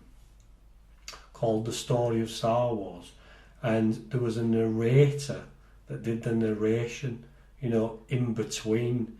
So when you listen to the music at the very beginning of Star Wars and the title scroll, but you're listening to this on vinyl, I think the narrator was a black gentleman that was actually in the film True Grit with John Wayne. Nice. I think Roscoe P. Brown, I think he was called, and I think he was in True Grit, a 1970s movie, but he would fill in the gaps, because your visual imagination would take you back to, you're not physically seeing it, you're listening to it on all, but it was everything. It was like the music, the sound effect, it was everything, right? And I just remember as a 12, 13-year-old boy, after seeing initially Star Wars in the cinema, and it wasn't going to come back until like the following year. At the time, if it was, we didn't know, but it did. It had a lifespan, as I've said, more so than what films do have now in cinemas. And just listening to that album religiously, you know, listening to the story of Star Wars, Paul. And if it wasn't, like you say, listening to the story of Star Wars, it was listening to the music of John Williams, which was the Black Gatefold album. I don't know if you remember the Black Gulf. I had it at one point. I've got a re-release of it, but I did have the original one. Again, I had the Black Gatefold album, and that Black Gatefold album obviously opened up, and within one side of the two-piece album, you had a beautiful pull-out poster. I think, if I remember, you pulled out the pull-out poster, and it was a beautiful poster. Can't remember who did it, right? But it was a poster of the space battle over the Death Star, and it was the Millennium Falcon. But I think there was multiple, maybe one or two Millennium Falcons. Yeah, it was kind of but an early kind of concept when they didn't really know what they were doing. But he had the X-wing fighters. It was a gorgeous poster. I know which one you mean. And to be honest, I have the album, but I don't have the poster because I think there's too many drawing pin holes or blue tack holes. So when you took it off your bedroom wall and moved it from one place to the next, it sadly deteriorated over many years. But I do know the reissue. You said you had the reissue of the album. I've not opened it, so you've never opened it. So we don't know if that has that poster inside. But that poster was gorgeous. You know what I mean? But I remember, I have all these, like you say, like yourself, Paul, we have different memories of that initial first film, from the toys to buying the albums, the story of Star Wars, to what I said before about the Christmases, to the birthdays, to one thing that we never mentioned and comes back to mind, the bubblegum cards. Yes. Do you remember the bubblegum cards, Paul? I remember buying at Jim McKinley's and the corner shop, which I mentioned before, the bubblegum cards of Star Wars. And the very first bubblegum card, do you remember the first bubblegum card, Paul, what it was? No. So you don't remember? No. I think the very first... Luke Skywalker. Well done, it's right. It was actually Luke Skywalker in the white stormtrooper costume. Oh, right, okay. And he was looking at you like that. He was like looking to the left. So he didn't have his helmet on. And he had the costume on from like the waist upwards. and it had a blue border with gorgeous. little white stars around it. And if I'm right to say, do you remember how many were in the first set of them bubblegum cards, Paul? No. Right, so I've got the book of them in there. Should have. you should have got. You should have had a flick through, Paul. 25. I think there was about 66 maybe in the first set. There was about 66 bubblegum cards, and but again, I mean, there've been sports cards for a while, but I'd imagine that's probably one of the first movie tie-in cards. Because I remember Superman the movie, getting those, but I could definitely. Yes, I actually have the Superman the movie with the white border. I think I did. But the Star Wars ones were like a blue border with little white star dots. Yeah, and I remember, if I'm right to say, I have got them, but I've never seen them in many, many years. Yeah. And they're buried in the well of the Souls. After the Covenant. I'm sure you'll find that in there, actually. But I think the back of the cards, they had a synopsis. Yeah. And the synopsis was telling you the story of Star Wars. And some of the cards also had, correct me if I'm wrong, a picture that you made up. Yeah, on the back. Yeah. I think it was like a synopsis, a write of what was happening. Of what was happening within the Star Wars, movie story universe. But I think, like you just said before, it was like a picture that you built, and I think the picture that you actually did build was what, Paul? Do you remember? I don't know. Was it? I should be going out talking to girls instead of doing this. No, I think it was actually in the Millennium Falcon. I think it was in the Millennium Falcon. Yeah. Chewie with his little headphones. Yeah. And Luke and Obi-Wan Kenobi and Han Solo. So I think it was inside the Millennium Falcon. Yeah. And that was the very first set of 66, correct me if I'm wrong, anyone out there, 66 blue bubblegum cards with the wax outside packaging, just that bubblegum, and that smell of that bubblegum. You know what I mean? Yeah. In that tray box. Yeah. I can't vividly remember how much each packet was. Of the cards. But 10 pence if that. You were surrounded by Star Wars. Yeah. You know what I mean? You were like going to school with a lunchbox. Yeah. You know what I mean? You were getting battered with it when you got there. Yeah, you probably were getting battered, you know what I mean, with your apple and your banana from that lunchbox. But you were going to see Star Wars in the cinema. Yeah. You know what I mean? You were coming home to do your homework, and you had again something else that was in England. All the stationery that came for school. So you were coming home, not just going to school with a lunchbox, but then coming home. You were doing your homework. You had the pencil sharpener Death Star. Excellent. Do you remember the pencil sharpener Death Star? I don't know them. So you had a pencil sharpener Death Star with even, I think they were called Helix. Helix, yeah. They just brought them back out, didn't they? Yes, they re-released them, and Rob from Northampton, who we mentioned before, he actually sent me a Han Solo package with a reproduction of the pencil case, pencils, rulers and rubbers, and it was quite a large pack of all these retro 1977, 1980 Helix. I think they were called Helix products that came out. But you had like you, like I say, coming home from school, and you were doing your homework with a Star Wars pencil, a Star Wars pencil sharpener. Yeah. You had all that Helix stuff. Yeah. You had the bubblegum cards. You had the poster magazines, you had the toys, you had the 12-inch action dolls. You were going to bed, you know what I mean, with Star Wars. You couldn't get away from it. No. You couldn't get away from it, right? But you didn't want to get away from it because you absolutely loved the adventures of Luke Skywalker. And you felt like you owned a part of it by you could by having these at all the cards and kind of imagine reimagine the movie that you'd seen, you know, whenever it was in the cinema at the time you'd seen it, right? So you breathed, lived, ate Star Wars, you know what I mean? Yeah. And that means it was on cereal packets. So you were going to bed after doing your school homework with rulers, pencils, rubbers, pencil cases that were Star Wars. You'd Yeah. go into bed in Star Wars pyjamas, Yeah. Star Wars bed sheets, and you were closing and opening your curtains to Star Wars curtains. Yeah. And you were having your breakfast, which was, Star Yeah. Wars cereal, right? It's But I always remember as well another thing that we never touched upon to do with Star Wars.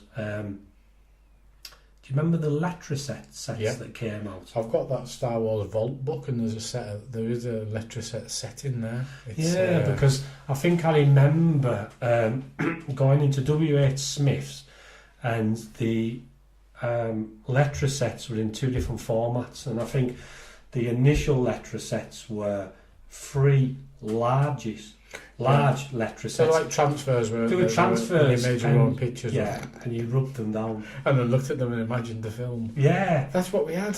it was brilliant. It was Yeah. absolutely brilliant. I mean, the Letrasets. I think one of them was the Streets of Mos Eisley. Yeah. I remember that one. Yeah. I think there was 3. I remember there was. The Death Star. That's a good one because I think Yeah. it was the Death Star. I think Yeah. it was the Death Star where it was Ben Kenobi and Darth Vader. Yeah, it was the escape. The wasn't it? escape So to the Millennium Falcon, got right? The Yeah, stormtroopers and laser bolts Yeah. and stuff, didn't you? So that was that one. And do you remember what the third one maybe was? I think there was 3, Yeah. or I remember 3. But do you remember what the third one was? Space Battle, maybe. I don't No, know. the third one I think was the Fourth Moon of Yavin. Yes. It was Yavin, and I think it was the shield generator door was open, and Yeah. you could peer in to the The things. hangar bay of the Yeah. X-wings and the Y-wings, but in the far corner of the Letraset set, I think you had like the X-wing or Y-wing in the Right. far corner coming Yeah. out, and you got your Letrasets, like you Put said all before, down. and put them all down and did Yeah. your own, scenes from that particular sequence. You know what I mean? Yeah. But they were the initial first 3 larger ones, but we also had, I think, about 10 smaller ones. Yeah. So there was like smaller Letraset ones, and again they were the same. You got like the Letrasets, and you got your pencil, and Yeah. you got the Bolts, you pencil, got the arm in, so you didn't put yeah, off. yeah, and you lost the arm with the blaster, and you kick yourself, or Trying to have a bit of a tantrum, depending what age you were. You know what I mean? So and try and line it back up to have another go. yeah, so we had them Letrasets. I always Yeah. remember the Letrasets, you know what I mean? Again, what we touched upon with all these products that came out, so you could never, well, you didn't want to, as we said before, you were engulfed within that world. We couldn't get away from it, you know what I mean? It was there. Still can't. Yeah, it's still Yes, still picking stuff up. So. You still couldn't get away from it, you know what I mean? Absolutely. So for me, my experience is just, how can you say it? Life changing. Yeah. Well, yeah, it was Yeah. very life-changing, but at Yeah. the same time, it was a great time. Yeah. It was just a really great time to be that initial age for that first film to come out. Kind of perfect. 10 to 12 was that perfect? Yeah, it was perfect, and it was like, looking back as we have tonight, looking back on all these adventures and these stories.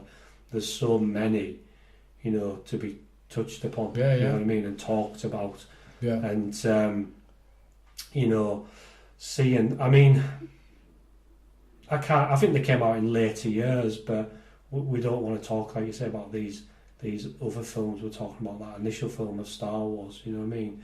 But I mean, I remember having the cine film for Star Wars. Yeah, I remember watching it at your house. Yeah, I had the cine film, Yeah. and it was only about 20 minutes or Yeah. less, you know what I mean? But I remember getting a cine film projector. Yeah. I got this in later years. I didn't initially yeah. get it, when Star Wars came out. But I Watching it got on this. a sheet in your front room. Yeah, I mean, I got it in later years, and I had 2 spools of film, Yeah.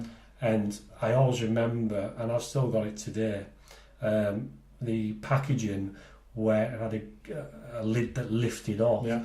and it was Han and Chewbacca, Yeah. with the white logo Yeah. of Star Wars, and Han and Chewbacca. I mean, Han was Yeah. firing the guns at you Yeah, underneath yeah. the Millennium Falcon or so, but it was cine film, and he used to like put it onto the 2 spools, and like as you said, a white sheet up in the house, Yeah. and showed 20 minutes of But it was just an edited version of the film, wasn't an it? edited version of Star Wars, of the excitement of the Spaceball, Yeah. Escape from the... I remember that that would have probably sequence. been the first big screen thing I had of it with you till the special editions came out. Yeah, but that's a whole nother subject. But yeah, when they came along, I mean, yeah. like you say, we're here talking about that original film of 1977, and the impact that film had. But that is another story, you know what I mean? Them films, well, It's all different chapters, isn't it? Yeah, it's huge chapters. You know what I mean?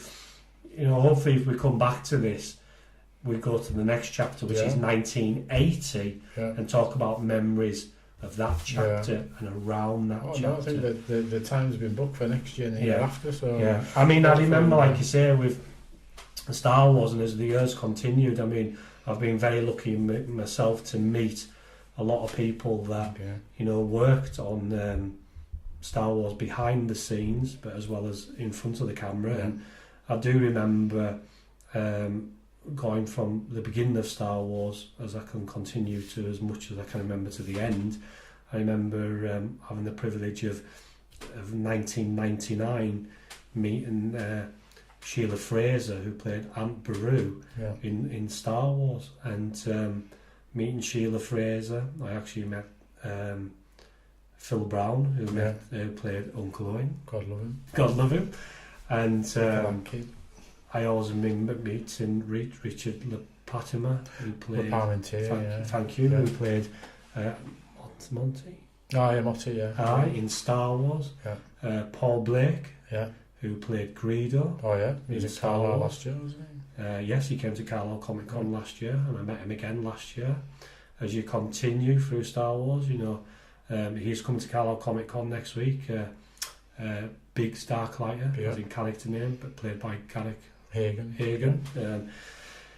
So I mean, Dennis Lawson. Yeah, Wedge, Star Wars. Yeah, so yes, I have met quite a few people that were involved, with the initial first movie. I mean, I wasn't saying it went back to like the early days, didn't it? With meeting stars earlier on when you were at school and stuff. So yeah, I mean, that you've just said there. I mean, school. I mean, that was 1984, and I remember I lived at Hope Street in Denton Home, and there was a gentleman coming to the school that I went to as a youngster. He was coming to do his alter ego, let's just say that. He was coming to do his alter ego, and I was 16 years of age, and I was at St Aidan's school, and I think I bunked off school, didn't ask, and went and stood outside the school in Denton Home of Robert Ferguson's, and this limousine pulled up, of which two gentlemen were in the limousine, but it wasn't them two gentlemen I was wanting to engage, meet, whatever you want to call it. It was the gentleman in question that was coming to the school to do something, for an audience of children. But he got out of the car, and the gentleman in question was, his character was called the Green Cross Code, right? So to a generation who know where this is going, they'll know his name, right? But he was the Green Cross Code gentleman.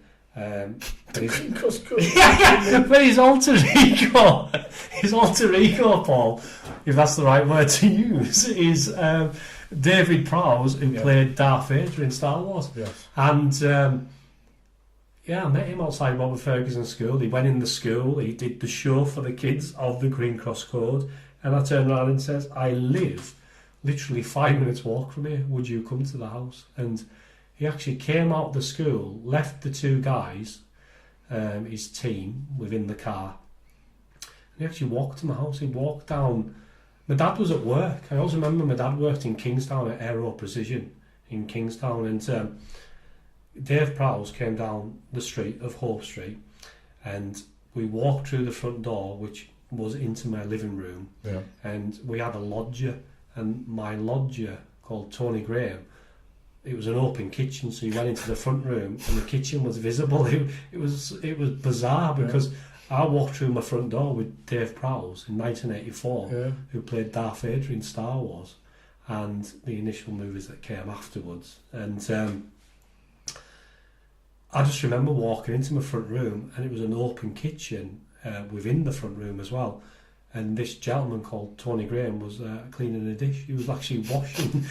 He was actually drying a dish. You know what I mean? I didn't think that day was going to pan out like that. And he turned around and went, I think he was starstruck. He went, all Yeah. right. He didn't know what to say. What did And he say? I just remember I came in, went into the off-room, back room that led into the stairs to then go up, and I took him upstairs and showed him at that time in 1984 my Star Wars collection.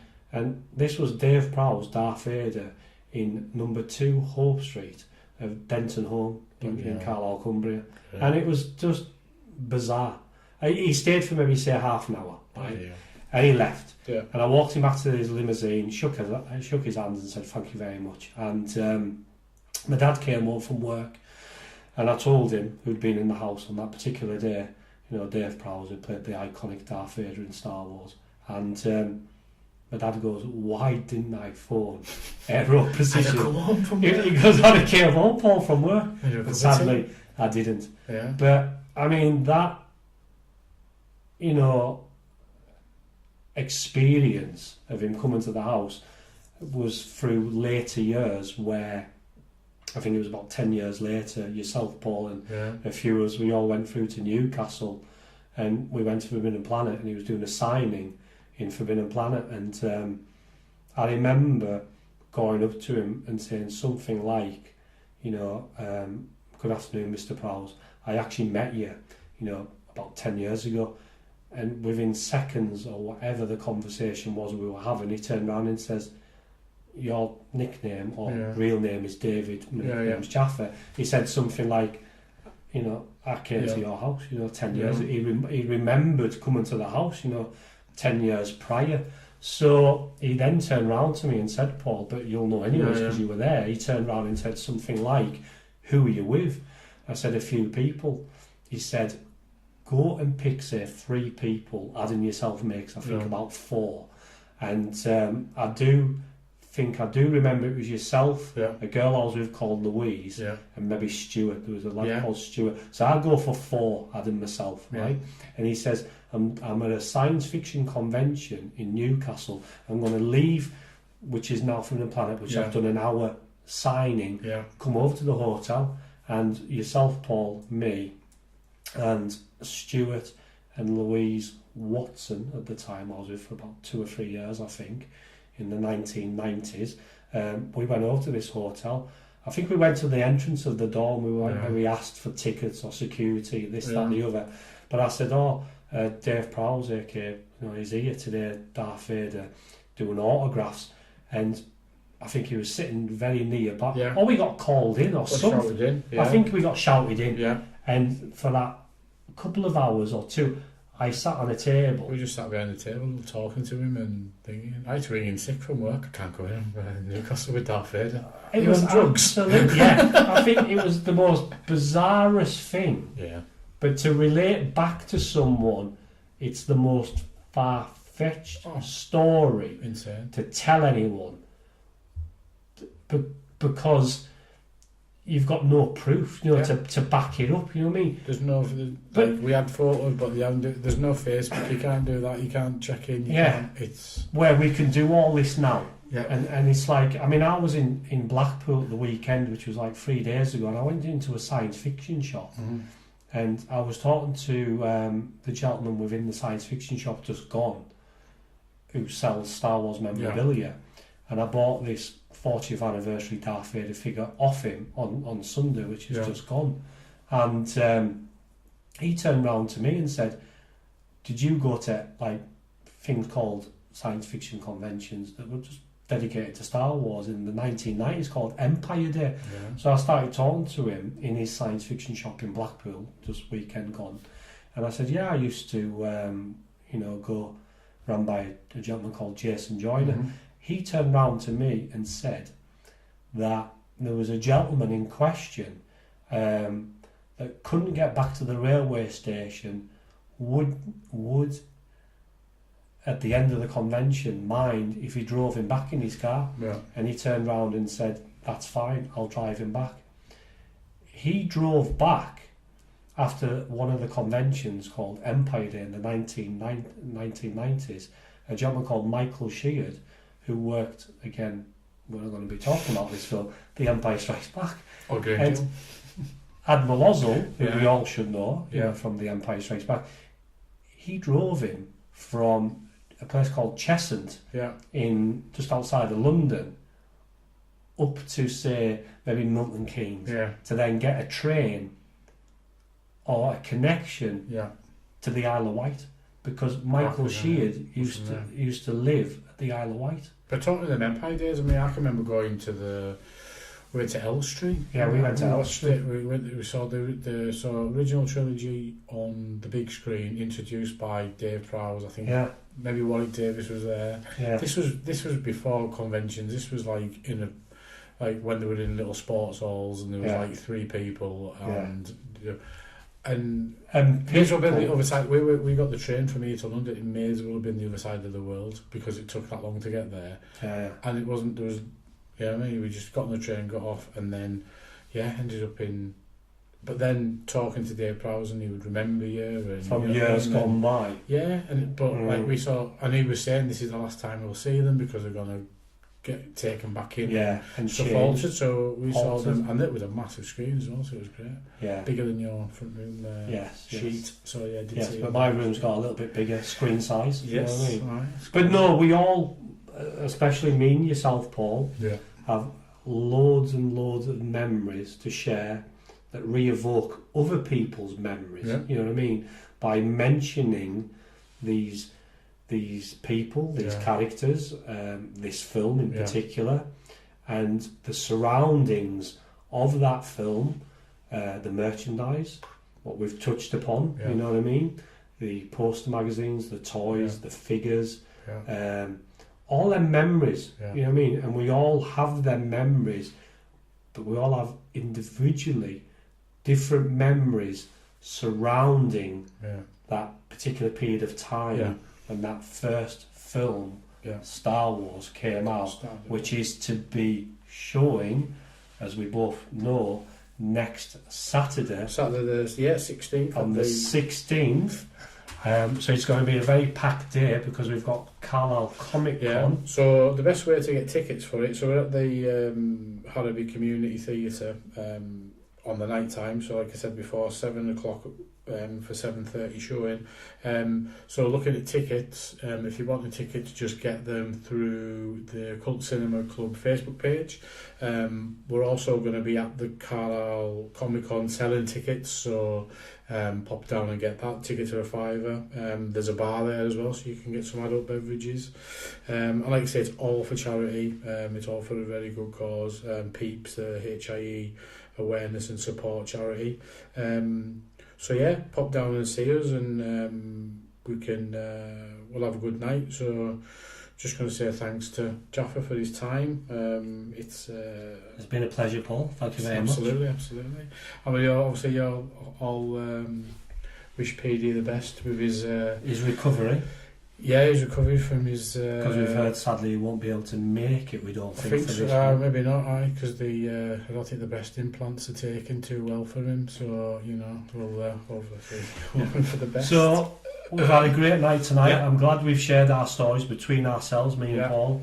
I hope we've re-evoked some happy memories for people out there that definitely are going to listen to this podcast, if they do or don't.